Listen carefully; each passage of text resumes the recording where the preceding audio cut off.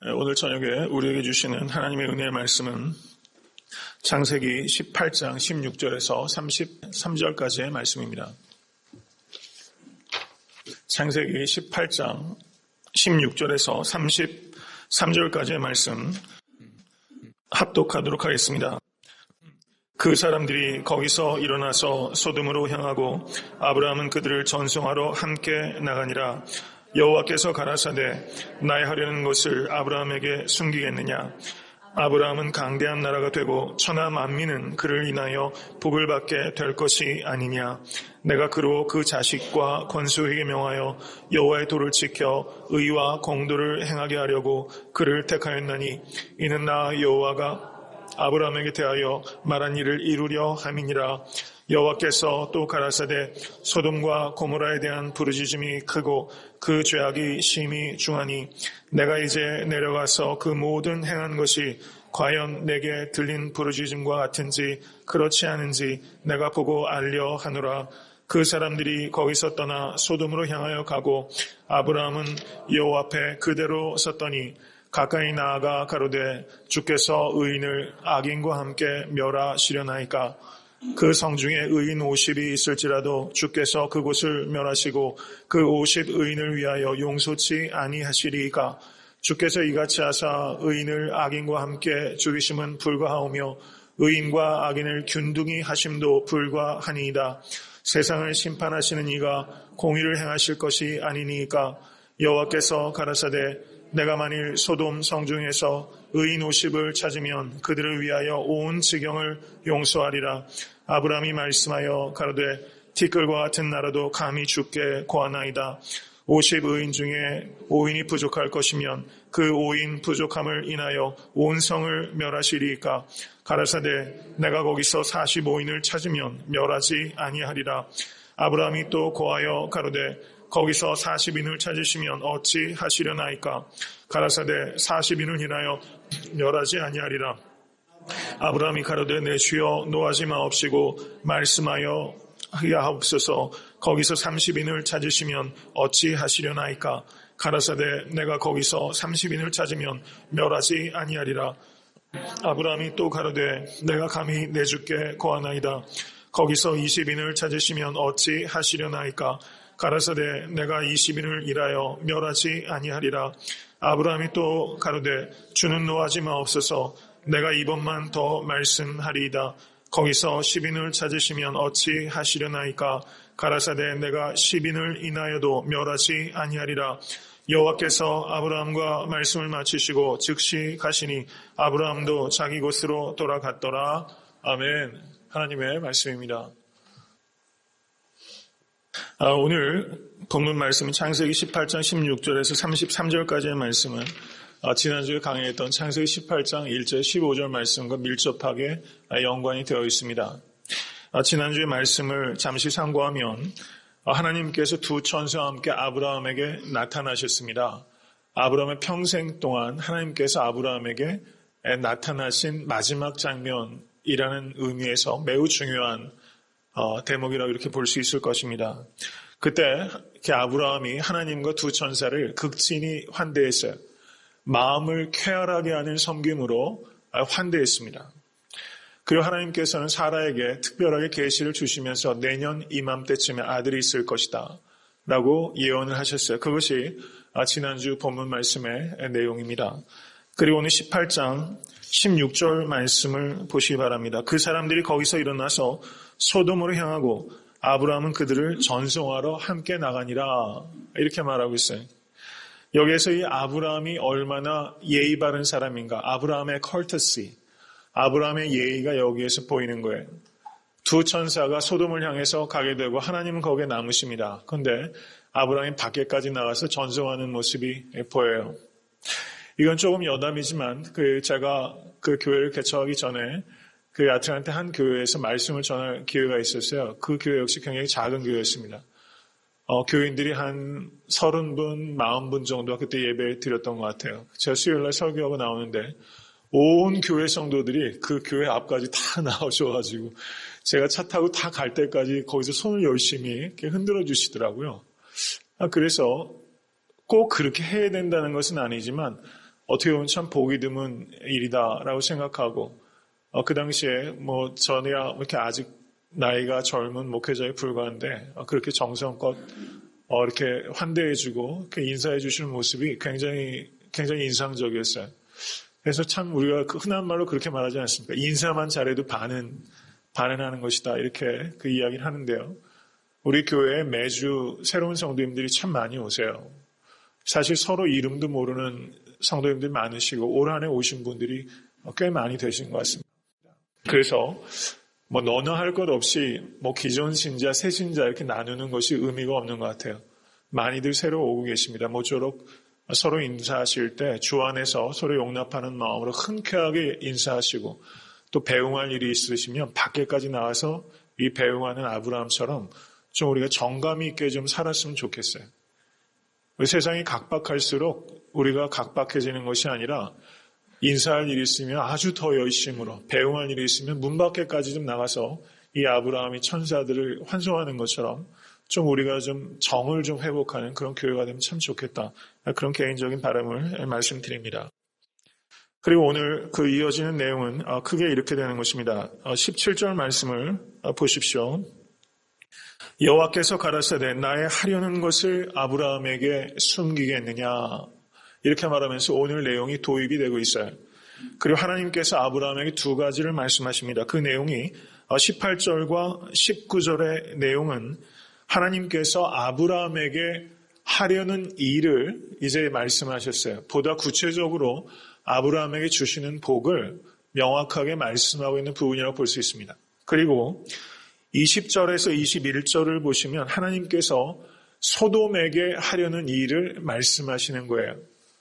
하나님께서 아브라함에게 말씀하시는 내용이 두 가지인 것입니다. 아브라함에게 하시려는 일, 그리고 소돔에게 하려는 일. 하나는 축복이요, 하나는 하나님의 저지먼트, 징벌이 임하게 되는 것에 대해서 서로 상반된 내용을 지금 하나님께서 아브라함에게 나타내셨어요.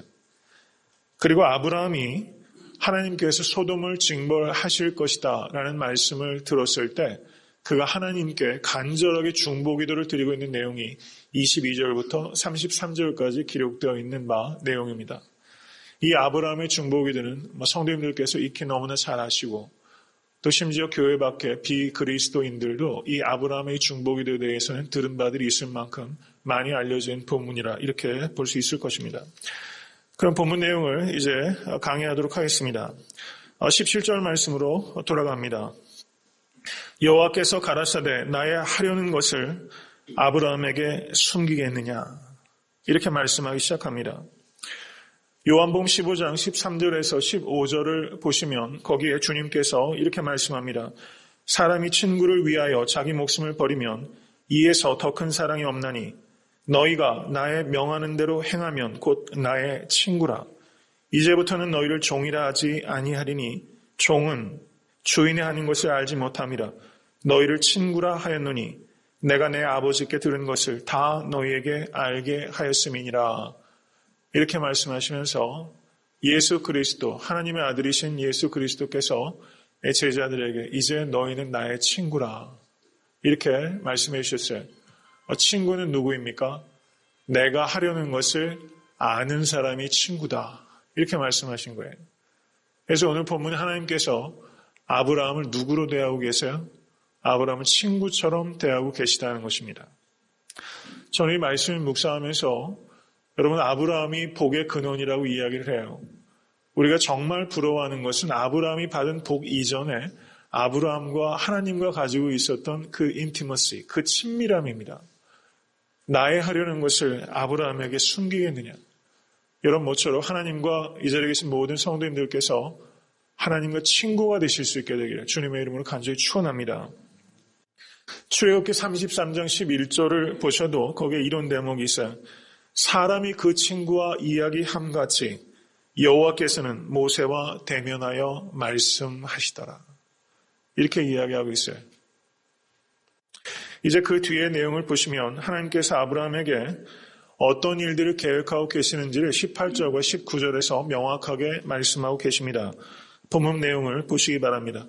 아브라함은 강대한 나라가 되고 천하 만민은 그를 인하여 복을 얻게 될 것이 아니냐. 내가 그로 그 자식과 권속에게 명하여 여호와의 도를 지켜 의와 공도를 행하게 하려고 그를 택하였느니 이는 나 여호와가 아브라함에게 대하여 말한 일을 이루려 함이니라. 이렇게 말씀하십니다. 아브라함이 강대한 나라가 될 것이다 라고 주님께서 약속하셨어요. 강대한 나라가 되는 목적이 무엇입니까? 그것은 천하 만민에게 복을 나누어 주기 위함이라는 거예요. 이것이 강대한 나라가 되는 목적이라고 볼 수 있는 것입니다. 이것을 우리의 개인에게 적용하고 우리 교회에게 적용하고 나라에게 적용한다면 한 개인의 성공은 그 사람에게만 국한되는 것이 아니라 나의 성공으로 말미암아 다른 사람이 유익을 누리고 우리 교회가 부흥함으로 말미암아 주변의 교회들이 유익을 누리고 그리고 대한민국이 부흥하고 번영함으로 말미암아 다른 어려운 나라들이 번영을 나눠 갖는 것이 궁극적인 강성해지는 목적이 된다고 볼 수 있다는 거예요. 이것을 우리가 깊이 생각해야 된다는 것입니다. 이것이 우리가 공부하는 목적이 되어야 되는 것이고 이것이 우리가 사업에서 여러분 형통함을 누려야 되는 목적이 된다는 것이에요. 천하 만민에게 복을 나누는 통로가 되기 위해서 여러분들이 하시는 일을 성실하게 감당하실 때 하나님께서 지혜와 능력을 부어주게 되실 것을 믿으실 수 있기를 간절히 축원합니다. 19절 말씀을 보시면 하나님께서 아브라함을 택하신 목적을 말씀하고 계십니다. 그것은 무엇입니까? 여호와의 도를 지켜 의와 공도를 행하게 하려고 하나님께서 아브라함을 택하셨다라고 말씀하고 계신 거예요. 이것을 다르게 표현하자면 간명하게 표현하자면 하나님께서 아브라함을 택하신 이유는 거룩함을 위해서 택하셨다는 것입니다. 하나님께서 아브라함을 택하셔서 아브라함을 거룩하게 하시고 또 아브라함이 그 자녀손들에게 가리킴으로 말미암아 그 후대 모든 사람들이 하나님의 의와 공도를 행하는 거룩한 삶을 살게 하려고 하나님께서 아브라함을 택하셨다는 거예요. 이것이 바로 여러분과 저를 하나님께서 하나님의 아들과 딸로 택하신 목적이라는 것을 기억하실 수 있게 간절히 축원합니다. 믿으십니까? 에베소서 1장 4절에서 5절은 사도 바울께서 이렇게 말씀하십니다. 에베소서 1장 4절과 5절을 살펴보겠습니다. 한번 열어보시죠. 다 같이 합독합니다. 곧 창세전에 그리스도 안에서 우리를 택하사 우리로 사랑 안에서 그 앞에 거룩하고 흠이 없게 하시려고 그 기쁘신 뜻대로 우리를 예정하사 예수 그리스도로 말미암아 자기의 아들들이 되게 하셨으니 믿으십니까? 창세전에 우리들을 하나님께서 택하셨어요.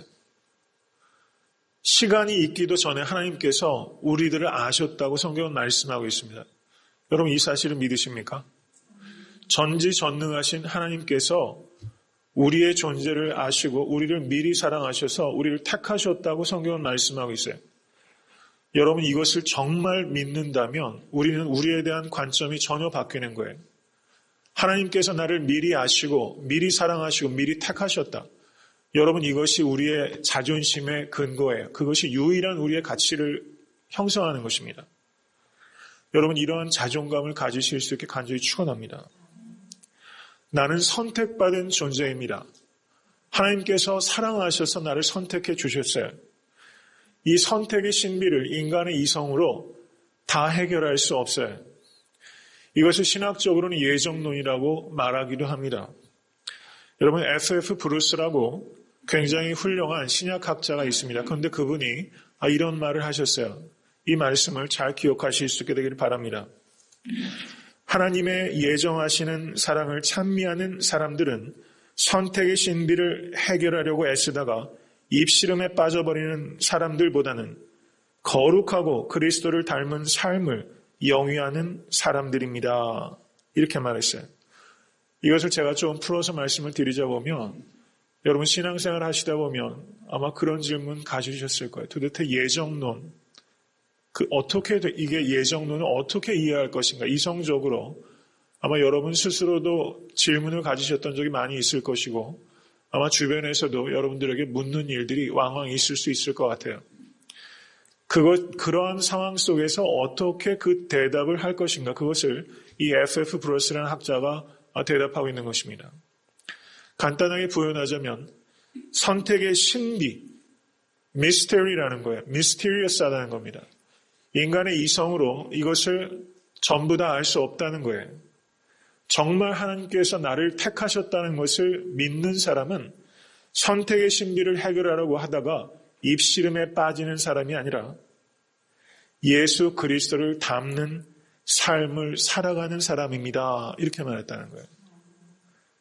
여기에 초점이 있다는 것입니다. 선택의 신비를 이해하려고 하는 노력 자체는 중요하지만 그것 가지고 입씨름하면서 갑론을박하면서 시간 보내는 것이 선택의 하나님의 진리의 목적이 아니라 내가 하나님께서 은혜로 나를 택하셨다는 것을 진심으로 믿는 사람은 그 택함에 부합하게 삶을 거룩하게 살아가는 것이다. 거룩한 삶이 바로 하나님의 선택의 목적이라는 것을 여러분께서는 기억하셔야 될 것을 믿습니다. 하나님께서 나를 선택하셨다라는 이 말씀을 잘못 이해하고 적용하는 사람은 이미 나는 택함을 받았기 때문에 내 삶을 아무렇게나 살아도 나는 안전하다 이렇게 생각하는 사람들이 있어요. 이거는 선택의 진리의 말씀을 오용하는 사람입니다. 그리고 오해하는 사람들입니다. 나는 선택받았기 때문에 아무렇게나 살아도 안전하다라고 하는 것이 아니라 나는 선택받았기 때문에 더욱더 깨끗한 삶을 살아가는 사람이 되어야 되는 것입니다. 바로 그것이 정말 선택받은 사람들의 표지예요. 내가 입으로는 나는 선택받았다라고 말하면서 삶이 죄 가운데 빠져 있다면 그 사람은 선택받지 못한 사람이라는 것입니다. 그런데 선택받은 것을 감사하면서 거룩한 삶을 살리는 추구와 그리고 의지와 열매를 나타내는 사람은 완벽한 삶이 아니라고 할지라도 변화된 삶을 통해서 그 사람이 참으로 하나님으로부터 선택받은 사람이라는 것이 분명해진다는 뜻입니다. 거룩한 삶이 있어서 우리가 선택받은 것이 아닙니다. 그런데 진실로 예수 그리스도 안에서 선택받은 사람은 거룩한 삶을 살아갈 수밖에 없다는 말씀을 드리는 것입니다. 저는 이 자리에 계신 모든 성도님들께 거룩한 삶에 대한 간절한 추구가 있으실 수 있게 되기 주님을 간절히 축원합니다. 그것이 바로 구원받았다는 중생의 증거가 된다라고 성경은 말씀하고 있는 것입니다. 이제 22절의 말씀을 보시기 바랍니다. 20절과 21절에서 하나님께서 소돔과 고모라에 대한 말씀을 하십니다. 소돔과 고모라에 대한 부르짖음이 크고 그 죄악이 심히 중하니 내가 이제 내려가서 그 모든 행한 것이 과연 내게 들린 부르짖음과 같은지 그렇지 않은지 내가 보고 알려 하노라. 이렇게 하나님께서 말씀하셨습니다. 그리고 그 사람들이 거기서 떠나 소돔으로 향하여 가고 아브라함은 여호와 앞에 그대로 섰더니 가까이 나아가 가로되 이렇게 말씀하고 있다는 것입니다. 아브라함은 하나님께서 하시려는 뜻을 듣고서 이제 하나님 앞에 그대로 섰다가 하나님께 가까이 갔다라고 성경은 말씀하고 있습니다. 아브라함은 즉각적으로 하나님께 기도드렸던 사람입니다. 기도는 최후의 수단이 아니라 최초의 수단이 되어야 된다는 것입니다. 성도님들께서 어떤 문제에 봉착하시게 되면 마지막으로 기도하는 사람이 아니라 최우선적으로 기도하는 성도 되실 수 있게 주님을 간절히 축원합니다. 여러분, 기도는 최소의 수단이 아니라 최대의 수단이 되는 것입니다. 여러분, 가장 중요한 것은 기도하는 것입니다. 문제가 없는 인생은 하나도 없습니다. 그런데 문제를 기도할 때 그 문제는 문제가 아니라 기도 제목으로 바뀌게 되는 것입니다.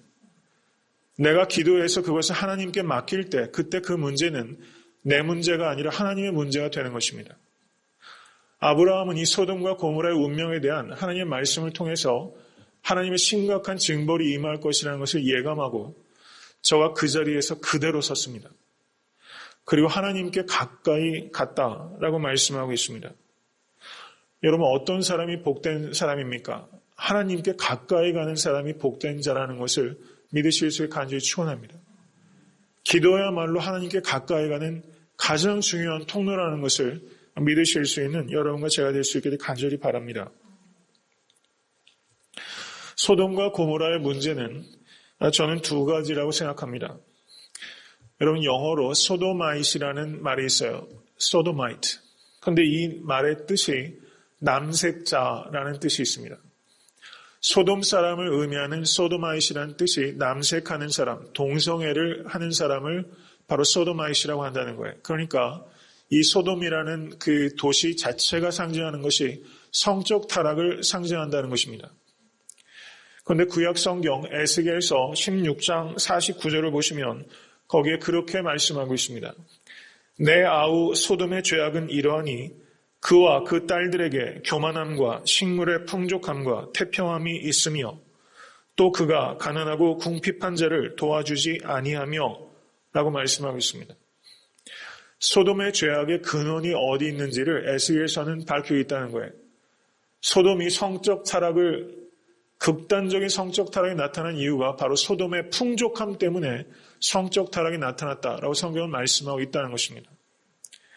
소돔이 물질적으로 굉장히 풍족했는데 그들이 궁핍한 자를 도와주지 아니하였기 때문에 그들의 물질이 고여서 썩은 것입니다.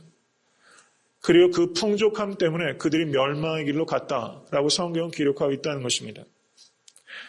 여러분, 이것이 소돔의 문제라고 할 수 있는 것입니다. 그러면 소돔은 역사상 한 번 있다가 사라져버리고 만 것입니까? 그렇지 않다는 것입니다. 여러분, 맨하탄에 가보신 분들 많이 계실 거예요. 맨하탄의 별명이 고담 시티입니다. 고담 시티. 거기서 고는 고모라의 고를 의미하는 것이고 담은 소돔의 돔을 합성한 말이에요. 맨하탄을 사람이 고담 시티, 배트맨이라는 영화를 보셔도 거기에 고담 시티가 나오죠. 자기 도시의 별칭을 고담 시티라고 할 만큼 사람이 그 정도로 여러분 악해졌다는 것을 우리가 깨달아야 된다는 것입니다. 여러분, 한국 사회는 어떻습니까? 여러분, 한국의 매스컴을 한번 보세요. 요즘 매스컴을 보면 근 몇 년 사이에 그 지면을 장식하고 있는 것은 어린아이들 성폭행하는 이야기들 엄청나게 많고, 여러분, 살인하는 일들이 예전엔 듣도 보도 못했던 온갖 비열하고 정말 짐승 이하의 살인사건들이 한국 사회에 팽배합니다. 정권이 바뀔 때마다 부패하지 않은 정권이 하나가 없어요. 여러분, 한국 사회 현실을 우리가 깊이 생각해야 됩니다. 한국에 한국형사정책연구원이라는 공공기관이 있습니다. 거기에서 이런 발표를 했어요.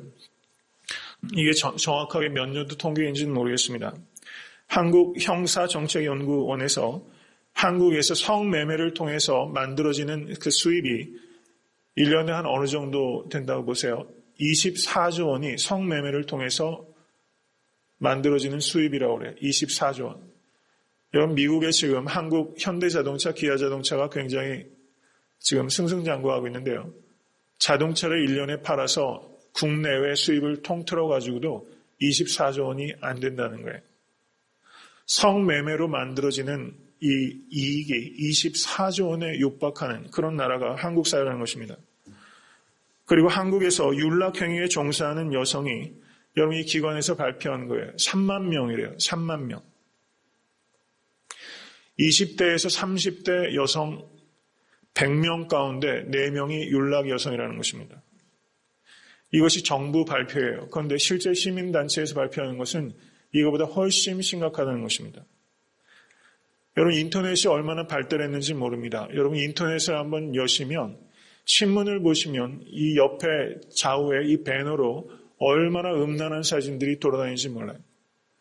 여러분, 그걸 어떻게 하질 못해요. 그걸 하지 않습니다. 다 돈이 되기 때문에. 그런데 어린아이들이 그것을 보면서 그냥 적나라하게 다 노출되는 거예요. 한국에 지금도 마찬가지일 건데요. 여러분, 듣기조차도 거북하시죠? 저 역시 이런 얘기하는 게 굉장히 거북합니다. 근데 소돔과 고모라가 없어진 것이 아니라 지금의 소돔과 고모라가 훨씬 더 심각하다는 것을 말씀드리기 위해서 부득불하게 제가 통계를 가지고 좀 말씀을 드리는 거예요. 여러분, 한국에 채팅하는 사람들이 굉장히 많습니다. 그래서 이것이 굉장히 사회 문제가 됐어요. 한때는 I love school이라는 그런 채팅하는 것도 있어가지고 예전에 졸업생들, 동창생들 만나는 모임이 굉장히 많았어요.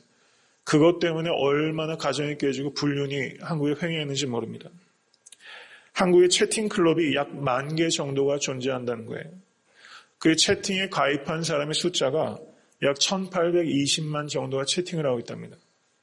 그리고 채팅을 하는 사람 중에서 3개월 이상 한 사람은 여러분 이것은 어떻게 받아들여야 될지 모르겠는데요. 애인이 없는 사람이 없답니다. 유부녀와 유부남 중에서 채팅을 통해서 만나서 그의 관계가 어떤 정도의 관계인지 모르겠지만 애인이 있다는 거예요.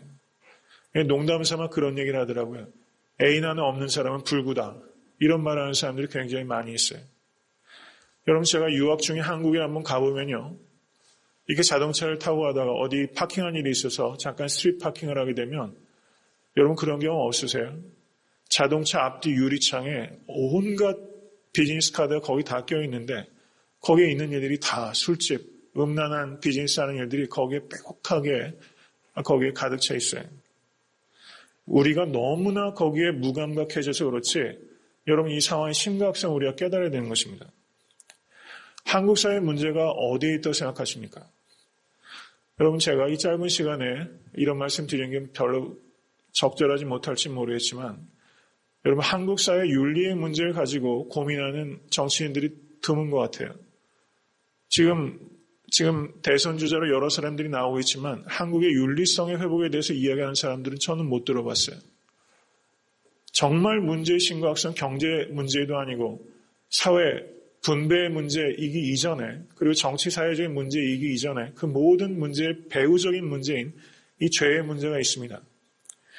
이것을 종교적인 측면에서 꼭 얘기한다기보다 한국 사회의 가장 본질적인 심각한 문제가 이 바로 윤리적인 문제고 이기주의와 그리고 이 성도덕이 타락한 것에 있다는 것을 저는 이야기하는 사람이 나와야 된다고 생각해요. 근데 그런 것에 대해서 이야기하는 사람이 없습니다. 여러분 수많은 나라들이 역사상 명멸해 갔습니다. 나라와 문명이 사라져버렸어요. 근데 그 모든 것의 멸망의 원인은 죄에 있다는 것을 우리가 생각해야 됩니다. 잠언 14장 34절은 의인은 나라로 영화롭게 하고 죄는 백성을 욕되게 하느니라 라고 말씀하고 있다는 사실입니다. 저는 아브라함이 하나님께서 소돔과 고모라에게 임한 심판을 하나님께서 말씀하셨을 때 아브라함이 그대로 서서 가까이 하나님께 가서 저 하나님과 씨름하면서 기도했던 것처럼 저는 여러분과 제가 이 시대의 악을 가지고 하나님 앞에 나아가 씨름하며 중보할 수 있는 사람이 될 수 있게 간절히 축원합니다. 여기에서 그 뒤에 이어지는 기도의 내용들을 보시면 한번 이 기도의 내용을 한번 깊이 한번 보십시오. 아브라함이 6번 기도하고 하나님께서 6번 응답하십니다. 18장 23절을 보십시오. 가까이 나아가 가로되 주께서 의인을 악인과 함께 멸하시려나이까 그 성 중에 의인 50이 있을지라도 주께서 그곳을 멸하시고 그 50 의인을 위하여 용서치 아니하시리이까 주께서 이같이 하사 의인을 악인과 함께 죽이심은 불가하오며 의인과 악인을 균등히 하심도 불가하니이다. 세상을 심판하시는 이가 공의를 행하실 것이 아니니까. 이것이 아브라함의 첫 번째 기도였어요. 그런데 기도의 내용이 다 어떻습니까? 다 하나님께 질문을 던지고 있어요. 하나님을 질문하면서 하나님을 몰아가고 있는 느낌이 들 정도로 이 아브라함이 굉장히 하나님을 지금 공박하고 있는 그런 기도의 내용을 지금 여기에서 하고 있어요. 이 기도의 내용을 보십시오. 이렇게 아브라함이 첫 번째 기도했을 때 26절을 보시기 바랍니다. 여호와께서 가라사대 내가 만일 소돔 중에서 의인 50을 찾으면 그들을 위하여 온 지경을 용서하리라.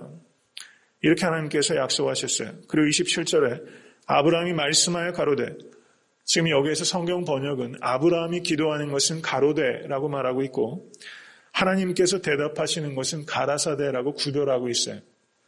28절에서도 보시면 가라사대 내가 거기서 55인을 찾으면 45인을 찾으면 멸하지 아니하리라. 이렇게 하나님께서 응답하신 내용이 기도의 내용들입니다.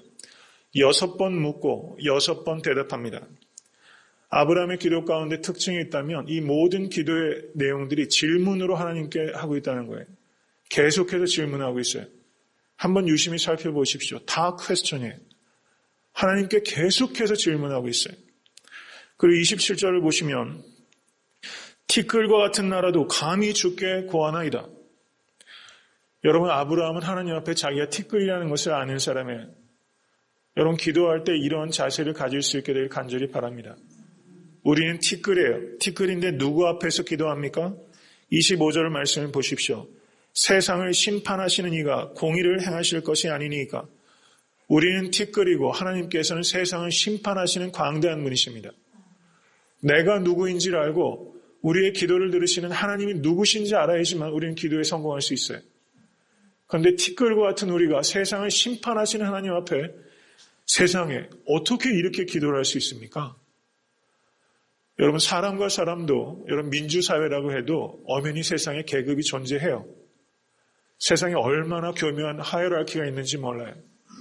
나하고 조금 수준이 다른 사람 앞에 나가서도 이렇게 말하면 여러분, 속된 말로 네 가지 없다는 소리 들을만 해요. 여러분, 그렇지 않습니까? 아브라함이 지금 세상에 어떻게 이렇게 기도를 할 수 있는 겁니까? 여러분, 우리 주 예수 그리스도로 인하여 티끌과 같은 우리들이 세상을 심판하시는 하나님 앞에 담대하게 나아가게 된 것을 믿으실 수 있게 간절히 축원합니다. 하나님께서는 우리가 이렇게 기도하기 원하신다는 거예요. 아브라함의 질문은 아브라함의 기도가 그만큼 솔직하다는 것을 의미하는 거예요. 여러분, 우리의 기도가 하나님 앞에 이렇게 질문할 수 있는 기도가 되어야 되는 거예요. 하나님을 전적으로 신뢰하기 때문에 던질 수 있는 질문이고, 하나님께서 세상을 심판하시는 분이라는 것을 확고하게 믿기 때문에, 하나님께서 아브라함에게 뭐라고 말합니까? 의와 공도를 행하게 하려고 내가 너를 택했다. 하나님께서 아브라함을 택하신 목적이 의와 공도를 행하게 하려고 말씀하세요. 아브라함은 하나님의 의와 공도를 하나님께서 행하시는 분임을 믿는 것입니다. 그렇기 때문에 이렇게 하나님 앞에 따져 묻듯이 절박하게 이 아브라함이 하나님께 기도할 수 있다는 거예요. 아브라함이 지금 소돔과 고모라에 있는 자신의 조카 롯과 그리고 롯의 가족들만을 위해서 이렇게 기도하고 있지 않아요. 아브라함이 기도하고 있는 것은 그 성 전체를 위해서 기도하고 있다는 겁니다. 여러분, 여기에 우리의 중보의 기도에 여러분 책임이 있다는 거예요. 교회가 기도하는 것은 이 땅 전체를 위해서 기도해야 된다는 것입니다. 여러분, 한 개인의 영성의 크기는 그 사람의 기도의 크기에 비례하는 것입니다. 나만 위해서 기도하고 내 가족만을 위해서 기도하고 내 교회만을 위해서 기도하는 기도는 작은 기도예요. 근데 아브라함은 온 성을 위해서 기도하는 사람이었어요. 그리고 그 성은 타락한 성이고 기도해야 될 가치가 없는 성이고, 그리고 소돔 왕은 아브라함이 창세기 14장을 보시면 318명의 잘 훈련시키고 기른 자들을 데리고 그돌라오멜과 그 연합국을 쫓아가서 소돔이 다 빼앗겼던 것을 찾아오지 않습니까? 그때 소돔 왕이 아브라함에게 굉장히 거만하게 되었어요. 자기에게 거만하게 하고 위협적으로 행한 자를 위해서 이 아브라함이 하나님 앞에 이렇게 기도하고 있다는 것입니다. 30절 말씀 보시기 바랍니다. 내 주여 노하지 마옵시고, 이렇게 기도하고 있어요. 아브라함은 지금 자기가 벼랑 끝에서 하나님께 기도하고 있다는 것을 알아요. 내 주여 노하지 마옵소서. 노하지 마옵소서라고 기도할 수 있는 이유가 뭐예요? 하나님은 my Lord, 내 주라는 것을 믿기 때문에 이렇게 기도할 수 있는 거예요. 그 다음 보십시오. 31절. 내가 감히 내 주께 거하나이다. 또 이렇게 말하면서 또 이야기를 합니다. 32절 보십시오. 주는 노하지 마옵소서. 내가 한 번만 더 말씀드리리이다. 여러분, 이렇게 기도해 보신 적 있으십니까? 내 주여 노하지 마옵소서. 내가 한 번만 더 기도하겠습니다. 내가 저 형제와 자매를 위해서 한 번만 더 하나님 기도하겠습니다. 여러분, 아브라함이 이야기를 하고 하나님께서 뭐라고 하십니까? 그때마다 멸하지 아니하리라. 제일 처음에 26절 보세요. 용서하리라. 28절 멸하지 아니하리라. 29절 멸하지 아니하리라. 30절 멸하지 아니하리라. 31절 멸하지 아니하리라. 32절 멸하지 아니하리라.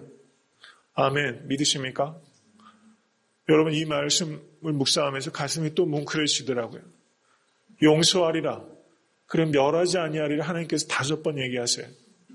저는 여기에서 보면서 하나님께서 꼭 재판장에 회부된 피고인 같이 느껴졌어요. 하나님께서 티끌 같은 아브라함에게 왜 이런 추궁을 받고 계시나? 그런 생각이 들더라고요. 하나님께서 지금 그렇게 하고 계시잖아요. 여러분, 사람도 5번, 6번 추궁받으면 비참하고 기분 썩 좋지 못한 법이에요. 아브라함이 뭐라고 말해? 50명이면, 40명이면, 30명이면. 여러분, 그 기계적이고 반복된 이야기를 하나님께서 다 들으시고 그때마다 마지막에 뭐라고 말씀하십니까? 그러면 10명만 있어도 내가 멸하지 않겠다. 똑같은 말을 하나님께서 반복 또 반복하세요. 이것은 하나님께서 용서하기를 원하신다는 겁니다. 소돔과 고모라의 그 죄를 하나님께서 너무나 혐오하시지만 하나님께서 소돔과 고모라를 용서하시기를 원하신다는 거예요. 여러분, 이것을 생각할 수 있게 간절히 축원합니다. 여러분과 저의 기도는 얼마나 이기적인가를 우리가 생각해야 되는 것입니다. 한 젊은 목사님께서 성도들에게 기도에 대해서 가르치셨어요. 그리고 기도에 온 사람들이 돌아가면서 기도를 합니다. 그래서 목사님께서 그날 기도를 하면서 그렇게 성도들에게 얘기했어요. 오늘 돌아가면서 기도할 때는 절대 자기 자신을 위해서 기도하지 말고 적어도 부모를 위해서 기도하시고 그리고 나라와 민족을 위해서 기도하십시다. 이렇게 기도했는데 이렇게 순서가 쭉 도는데 한 노처녀가 그 교회에 있었어요. 그 노처녀가 기도합니다. 그 노처녀가 이렇게 말하는 거예요. 하나님, 오늘은 저를 위해서 기도하지 않겠습니다. 제 부모님을 위해서 기도하겠습니다. 우리 부모님께 좋은 사위를 주시기 바랍니다. 이렇게 기도했다는 거예요. 너무 웃기지 않습니까? 결국 자기를 위해서 기도한다는 것이죠. 부모님 위해서 기도한다 하면서 저는 이 우스꽝스러운 이야기를 들으면서 정말 웃기더라고요. 혹시 자매님 중에 그렇게 기도하는 분 계신 거 아니에요? 그만큼 우리의 기도가 이기적이라는 이야기입니다. 너무 개인적이고 개교회주의에 빠져 있다는 것이죠. 여러분, 소돔과 고모라는 예수 그리스도께서 너희를 핍박하는 자를 위해서 기도하라. 여러분, 애타한테 섬기는 교회 성도들은 큰 기도의 사람이 될 수 있기를 간절히 바랍니다. 기도의 폭이 곧 영성의 폭이라고 할 수 있다는 것입니다. 이제 말씀을 맺고자 합니다. 하나님께서 말씀하신 초점은 소돔과 고모라의 악인이 10만 명이다, 20만 명이다, 그걸 문제 삼지 않으신 거예요. 하나님께서 문제 삼으신 것은 무엇입니까? 의인 10사람에 있다는 거예요.